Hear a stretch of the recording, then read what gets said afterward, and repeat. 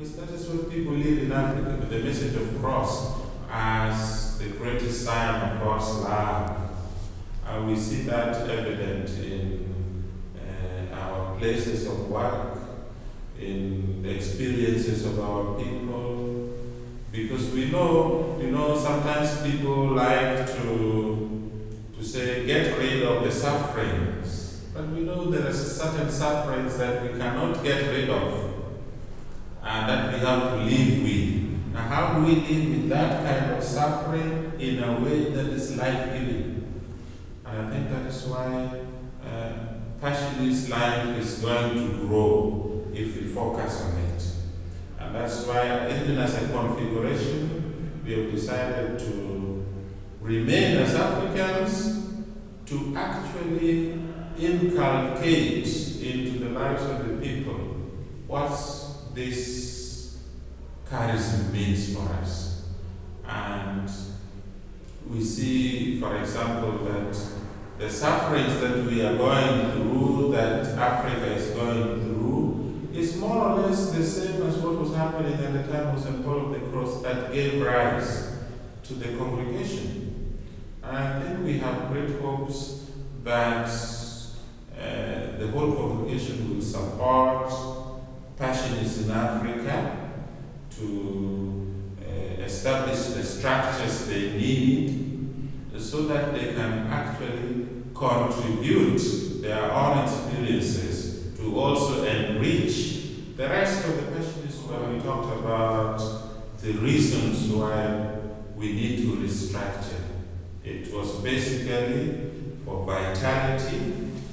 It was basically to renew our lives, and that is not only for the younger members, but it's also for the older members, because it is like a family. We're in a family, and in a family we know that there are those who have grown and they have lived that kind of experience, and their joy too will be in seeing that there are younger ones coming. And I think that is why the Synod and even the process is very important. It needs to evaluate, it needs to encourage vitality, life, not only in the young, but in the old as well.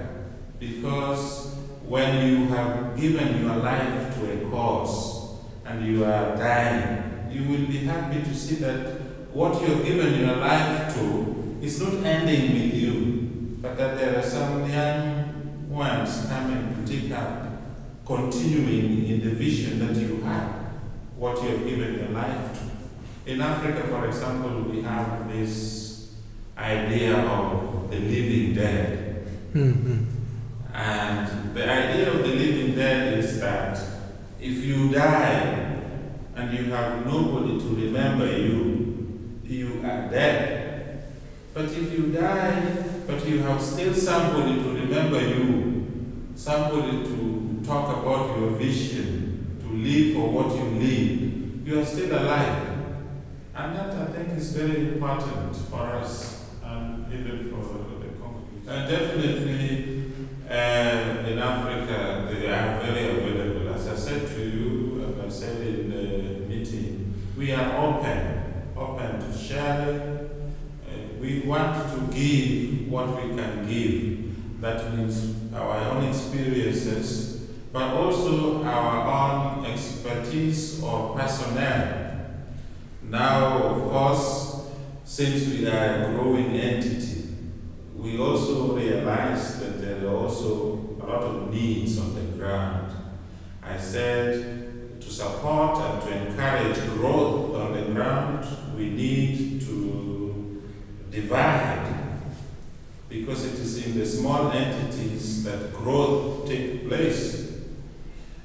And I hope that it is during this process that we will reach a certain understanding where we know this is congregational project and we need to support it, and we avail men for it, and we will need also sort of a discernment to know yeah, this maybe is not very much relevant to our charism, and therefore we don't need to avail men to it.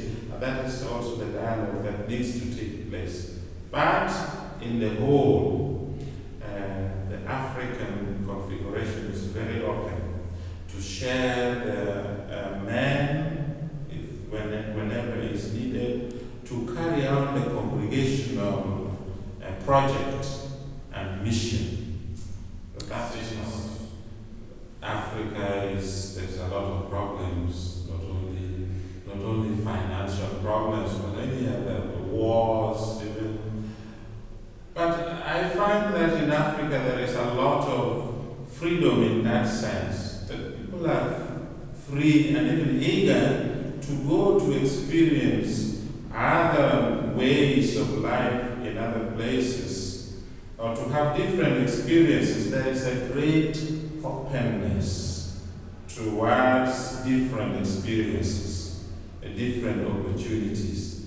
I think it's not just because we are young, but I think also it applies to the young particularly. They have a greater flexibility to go and extend and stretch their abilities in other configurations, with other kinds of different ways of being passionist.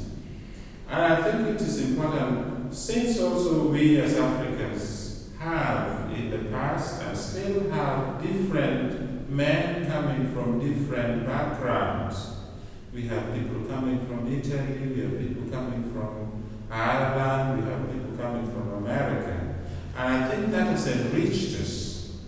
And we still believe that that can happen also during this restructuring, or the opportunity for interchange or exchange of men and personnel